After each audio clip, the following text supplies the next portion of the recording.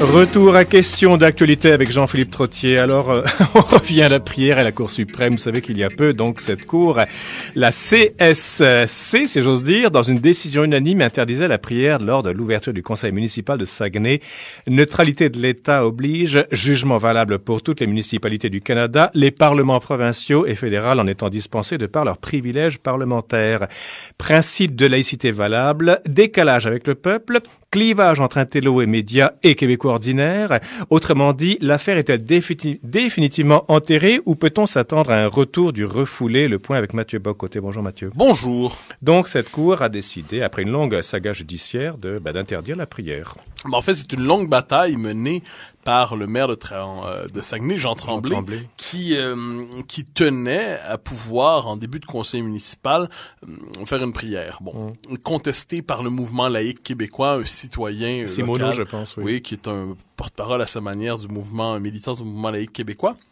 Alors, c'est une décision très importante, non seulement pour la question de la prière, mais pour tout ce qu'elle symbolise dans l'espace public. C'est-à-dire, à travers cette question de la prière, qui est une chose, plus largement, on touche à la question de tous les autres symboles liés à notre héritage catholique présents dans l'espace public. Un mot qui est important chez vous, Mathieu, c'est symbole. Je pense qu'au niveau de la Cour suprême, le mot symbole est moins important que dans votre bouche à vous. Oui, c'est que je crois évidemment, il faut en ce moment faire preuve de discernement, de nuance. C'est-à-dire, d'un côté, on pourrait dire, moi, j'analysais cette décision dans ma chronique du Journal de Montréal, et je disais, d'un côté, il peut y avoir la prière qu'on peut croire pour différentes raisons inadéquates pour notre époque. C'est-à-dire, c'est une manifestation de foi en acte. C'est-à-dire, faire une prière... Au niveau de l'État. Au niveau de l'État. De l'autre côté, certains veulent prendre prétexte de ça pour pousser beaucoup plus loin l'entreprise de déchristianisation de nos institutions et effacer empêcher non seulement ce moment de foi en acte, pour le dire ainsi, mais effacer les différentes traces de l'héritage catholique qui marquent nos institutions. Alors ça, c'est bien évidemment... Pourtant, ce qui est important, c'est qu'on ne parle pas de crucifix à l'Assemblée nationale, on parle juste de la prière au Conseil constitutionnel municipal. Mais pourtant, l'un conduit à l'autre. C'est pour ça que la question... C'est un précédent pour vous? Je crois que la question est intéressante dans la mesure où elle conduit à une perspective plus large sur le rapport de nos institutions publiques au catholicisme, à l'héritage catholique. C'est-à-dire, d'un côté, pardonnez-moi, on peut considérer effectivement qu'il n'est pas raisonnable aujourd'hui de s'entêter à faire une prière en début de conseil municipal, tout simplement parce que ça marque une forme de croisement exagéré entre le politique et le religieux. Bon, on peut par ailleurs ne pas être indigné par le fait qu'on en faisait. Moi, ceux qui disaient c'est une inféodation de l'État aux religieux, non, pas du tout. C'est une forme de recueillement spirituel avant une prise de décision politique. Autrement dit, on a monté son épingle un peu pour... Je crois qu'on a décidé d'absolutiser les enjeux, surtout chez les opposants. De l'autre côté, est-il... la réflexion, je dirais, devient fondamentale quand on se demande qu'est-ce qu'on peut préserver de l'héritage catholique dans nos institutions, qui a marqué de certaine manière nos institutions. Donc là, je dis le crucifix à l'Assemblée nationale, parce que qu'on le veuille ou non, rappelez-vous, dans tous les débats sur la laïcité, la question est de savoir est-ce qu'on laisse le crucifix au-dessus du siège du président de l'Assemblée nationale. Et la population, d'un sondage à l'autre, rappelez-vous, disait on le conserve. On le conserve pourquoi? Parce que, d'un côté, c'est une manière de rappeler que nous sommes ici en Occident, c'est-à-dire c'est une manière de rappeler, autrement dit, que à ceux qui arrivent avec des religions étrangères, nous sommes dans un univers où le christianisme n'est pas une religion parmi d'autres, c'est un marqueur de civilisation. Et deuxièmement, je crois, c'était une manière de se rappeler que dans un Québec qui a ravagé sa mémoire par le mythe de la Grande Noirceur, c'était une manière de se rappeler que nous étions nés avant 1960 et de ce passé, nous devions conserver quelques traces, nous devons nous rappeler, d'une certaine manière, certaines racines oubliées de l'identité québécoise. Bon, une fois qu'on a dit ça, on constate que beaucoup de gens, pourtant, nous disent il faut le retirer parce que c'est une forme de discrimination à l'endroit des autres religions. La question que je me pose par rapport à ça, c'est est-ce qu'au nom d'une laïcité mal comprise, est-ce qu'au nom de l'égalitarisme identitaire, on doit considérer que le catholicisme doit avoir ici le même statut que le bouddhisme ou que la religion musulmane ou que l'hindouisme? Je soupçonne une chose, Mathieu Bock-Côté, enfin je le soutiens moi-même d'ailleurs à titre, non pas à titre d'animateur, mais à titre quand j'écris, quand je réponds, etc., quand je réfléchis publiquement. Et notre rapport à notre passé religieux, que beaucoup de laïcistes qui semblent libérés, enfin notre rapport n'est pas... le passé religieux est mal liquidé ici. Ah ben oui, bien sûr. On passe notre temps à l'écraser, voire à cracher dessus quelquefois. Regardez la réaction des pro-laïcité. Il y avait beaucoup de Schadenfreude. Vous connaissez ce mot allemand? Non, ça veut dire se réjouir du malheur de l'autre. Oui, il y avait un genre, enfin, on les a eus. Ça, je le mentionne. Ça trahit une gêne violente par rapport à la religion. Aujourd'hui. Vous avez tout à fait raison. Je crois que c'était, cela dit, un peu contaminé par la personnalité de Jean Tremblay, qui est un personnage singulier, très aimé chez lui, un peu moins aimé à l'extérieur de sa région. Il y avait une forme, mais vous avez tout à fait raison de dire, il y a une méfiance chez les Québécois. En fait, le désir de voir les... Oui, il y avait une forme de hargne dans tout ce, dans les médias, chez les intellectuels, chez tous ceux qui se nomment, qui pensent et qui sont laïcs. Je peux pas ne pas deviner une forme de laïcité religieuse. Mais je vous dirais, de ce point de vue, et c'est un point de vue que j'ai développé ces dernières années, il sera nécessaire au Québec de développer ce que j'appelle une mémoire de la réconciliation. C'est-à-dire, il serait sot de dire que le Québec, à partir de 1960, a renoncé à tout, s'est liquidé, s'est sacrifié. Et finalement, le vrai Québec serait avant 1960 et la Révolution tranquille serait condamnable parce qu'il nous aurait éloigné de notre héritage complètement. La Révolution tranquille est une période féconde, riche de libération nationale, d'émancipation collective. Est vrai aussi. Évidemment que c'est ça. Moi, la Révolution tranquille, je suis de ceux qui y tiennent à la manière de nos rares mythes positifs dans notre histoire. Mais je ne vois pas pourquoi, cela dit, la Révolution tranquille devrait croire qu'elle est née à partir du vide. Donc, il nous faut tenir ensemble l'héritage de la Révolution tranquille, qui est en gros un héritage de laïcité, d'émancipation du français, de désir de refondation politique, et l'héritage d'avant 60, qui est un héritage de la conscience de notre fragilité comme petite nation, notre précarité, un héritage où le catholicisme a été la médiation vers la civilisation occidentale, et peut-être aussi un héritage qui nous rappelle justement la nécessité pour une nation d'avoir le sens de la durée. Alors, tenir ensemble ces deux héritages, certains vont nous dire non, vous devez trancher. Eh bien, je dirais non. Le propre de l'histoire, quelquefois, c'est de faire des synthèses inattendues entre deux éléments un peu contradictoires, mais également nécessaires. Mais deux autres éléments très contradictoires, où on peut faire une synthèse à ce niveau-là de la réaction face au jugement de la Cour suprême du Canada, c'est qu'au Canada anglais, il y a aussi des vagues.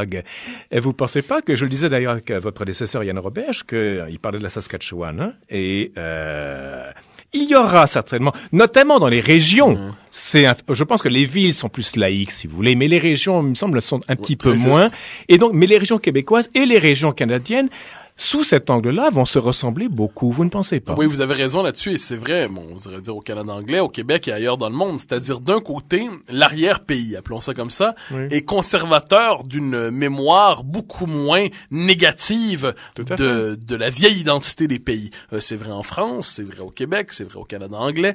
Alors, de ce point de vue, et surtout, imaginez, on nous parle sans arrêt de la diversité religieuse du Québec contemporain. Il faut pas oublier, cela dit, que... c'est Montréal, oui, mais voilà, c'est Montréal. Surtout quand on va à Saguenay, la diversité religieuse du Québec contemporain, c'est beaucoup plus difficile à se représenter, à imaginer. Oui. Ça veut pas dire que ça n'existe pas, mais il y a une claire prédominance, une nette prédominance, une absolue prédominance du catholicisme. Donc, certaines personnes là-bas se disent, bon, c'est bien d'accord, mais on est quand même ici dans une société où le catholicisme n'est pas une religion parmi d'autres, et à Montréal, c'est quelquefois le sentiment, est-ce que Montréal est pas en train de se déraciner au nom de la diversité? Est-ce que, à tout le moins, les régions pourraient être conservatrices de cette vieille identité québécoise? Cela dit... Mais et les vieilles identités canadiennes aussi. Oui, ça, c'est un élément important de l'équation. Vous avez tout à fait raison. En fait, on pourrait dire cette part occidentale de notre identité. Parce que qu'on ne se trompe pas, le catholicisme est aussi une médiation vers notre héritage occidental. C'est une manière de dire que nous appartenons à quelque chose qui nous dépasse. C'est une forme d'universalité aussi, en un sens. C'est le paradoxe du catholicisme. Particularisme, parce que c'est une religion et pas une autre, dans un lieu. Mais cela dit, ça nous ouvre à quelque chose de plus grand qu'est la civilisation occidentale. Et n'oubliez pas que chez les vieux Canadiens français, qui étaient nos ancêtres, le catholicisme, c'est ce qui permettait de sortir quelquefois du clan, de la tribu, du village, de la colonie, et ça nous permettait de nous connecter, de nous ouvrir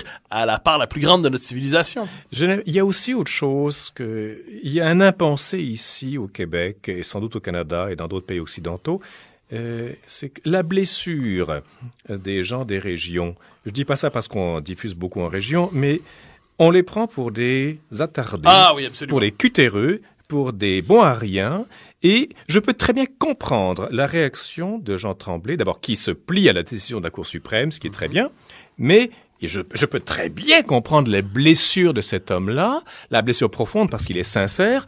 On s'est moqué de lui, on se moque encore de lui. Je veux bien comprendre les arguments, mais on prend les régionaux, les ruraux, comme des gens qui ont une grosse couenne et qui sont insensibles à n'importe quoi et qui s'accrochent à des choses du passé qui ne valent plus rien. C'est comme si on les dénuait de toute sensibilité humaine. Vous avez tout à fait raison. On le voit dans le débat sur les accommodements raisonnables, on le voit dans le débat sur les armes à feu, sur bien d'autres sujets. On s'imagine toujours les régionaux comme des cutéreux, un peu bouseux, pas vraiment intelligents, incapables, vivant finalement dans le monde d'hier. Et pour cela, condamner une existence muséale. Et dans le meilleur des cas, hein. Oui, parce que sinon on leur demande tout simplement de se taire. Et inversement, on nous présente les populations urbaines comme cosmopolites, civilisées, et le problème, raffinées. c'est qu'ils se taisent, les gens des régions. Moi, je les entends peu. Ça dépend. C'est-à-dire là, avec le maire Tremblay, par exemple, manifestement, il ne se taisait pas. C'était le porte-parole d'une certaine protestation du Québec régional pour, appelons ça à la manière d'un conservateur de ses traditions. Pour le meilleur et pour le pire, hein. Quelquefois, ça peut prendre des formes excessives. Mais vous avez raison de dire que les régions sont toujours, d'une certaine manière, sont disqualifiées comme s'ils étaient un stade inférieur d'évolution humaine. Exactement. Alors on ne veut pas les entendre dans le débat public. Et ça, je redonne l'exemple des accommodements raisonnables parce que ça m'a beaucoup marqué dans tout ce débat. On disait les gens des régions ne devraient pas se prononcer sur les accommodements. Ça concerne Montréal. Ça concerne strictement Montréal. Alors nous savons ici, nous à Montréal, comment gérer la question des accommodements, de la diversité. En région, ne vous en mêlez pas. Ce à quoi j'ai souvent répondu, mais de ce point de vue, est-ce qu'on devrait dire aux Montréalais, on veut construire un barrage en région, on veut inonder un territoire, ne vous en mêlez pas, ça ne vous concerne pas, ça concerne les gens des régions. À moins qu'on nous dise finalement que ce qui se passe à Saguenay concerne les gens de Montréal, mais ce qui se passe à Montréal ne concerne pas les gens de Saguenay. De ce point de vue, c'est à ce moment que mon nationalisme robuste intervient et je crois que ce qui se passe au Québec importe pour tous les Québécois, qu'ils habitent en région, qu'ils habitent à Montréal. Il y a aussi un argument que j'entends quelquefois du citoyen ordinaire, si vous voulez, et je mets aucun, il y a aucune... c'est pas péjoratif dans ce que je dis. Le citoyen va se dire, bon, un maire n'a pas le droit de faire la prière au conseil municipal au Québec, ou au Canada maintenant, mais une femme dans la rue peut porter le voile. Et ils vont dire, mais qu'est-ce qui se passe? On est en train de taper sur le catholicisme et d'autres religions sont tout à fait tolérées. Ça va, au lieu de parler de neutralité de l'État ou de droit individuel, les gens vont avoir une perception beaucoup plus floue. Il y a une part de confusion ici, c'est-à-dire d'un côté, il est vrai que le statut des institutions n'est pas celui des individus. Évidemment. Mais dans la perception publique, mais voilà, il y a tel symbole fort. Le juriste Guillaume Rousseau, Université de Sherbrooke, disait...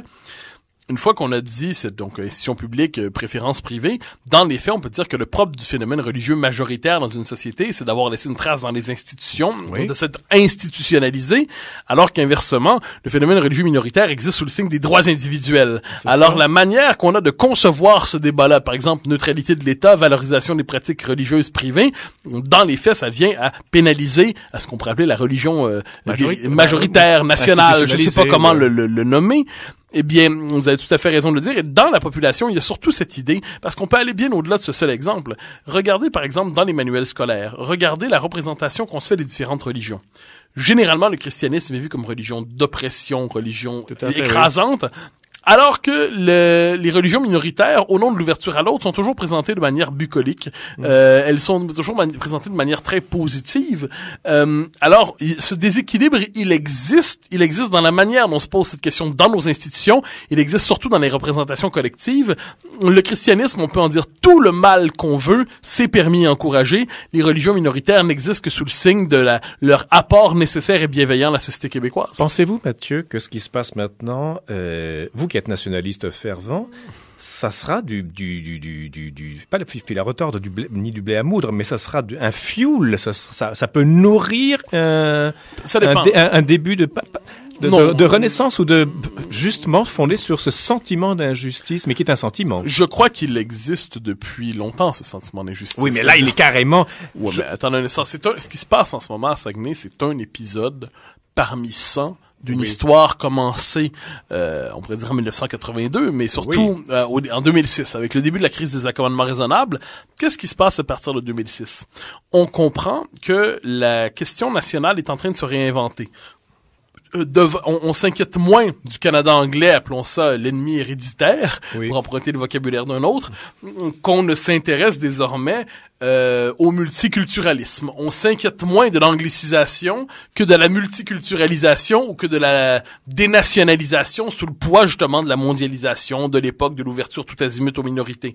Donc la question nationale est en train de se réinventer autour de la critique du multiculturalisme canadien. Cela dit, je crois que dans le discours public québécois, le filon, ou tout le moins ce qui est le plus porteur politiquement, ça demeure néanmoins la question de la laïcité. Est-ce que le religieux est définitivement enterré ou est-ce que le refoulé va revenir? Le religieux revient de mille et une manières, même si on ne dit pas son nom. On l'a étouffé, il revient à travers l'écologisme quelquefois, il revient de manière... Non, mais le religieux catholique, qu'est-ce qui se passe à ça? Je suis pas sûr que c'est la fin de l'histoire. Je pense que le religieux catholique, le religieux catholique en tant que tel, je pense que ça revient aujourd'hui, lorsque ça revient à la manière d'une mémoire positive d'un passé que nous ne saurions complètement disqualifier. Pour ce qui est de la foi, je ne suis pas prophète, mais je crois qu'il y a, oui, le catholicisme aujourd'hui, ce qui est certain, c'est que nous ne sommes plus au lendemain de la Révolution tranquille, on croyait pouvoir le congédier complètement. Il revient à la manière d'un héritage, mais on ne sait toujours pas quoi en faire. On va se quitter avec. Je vous amène, je vous prends la main et je vous amène 1000 ans en arrière, près de l'Ouzbékistan et de l'Iran, n'est-ce pas, avec une citation de Avicenne, le grand philosophe, qui est né en 980, mort en 1037. Cette maladie de l'amour est une inquiétude mélancolique. C'est tout à fait un truc que vous comprendrez. Pas parce que vous êtes mélancolique, mais vous aimez parler de l'amour et le faire sans doute, j'imagine. L'amour est une maladie obsessionnelle qui consiste à penser sans cesse aux traits, gestes et paroles de l'être aimé, dit Avicenne le philosophe. Les symptômes en sont des yeux creux et fixes, un mouvement continuel des paupières, une respiration et un pouls irrégulier. Pour savoir avec certitude de qui l'on est amoureux, il suffit de prendre son pouls et de constater au nom de quelle personne il s'emballe. La seule guérison possible réside dans l'union officielle. Lorsqu'elle est impossible, il faut recourir à des bains chauds, ou bien encore à de vieilles femmes qui dénigreront inlassablement l'élu de son cœur.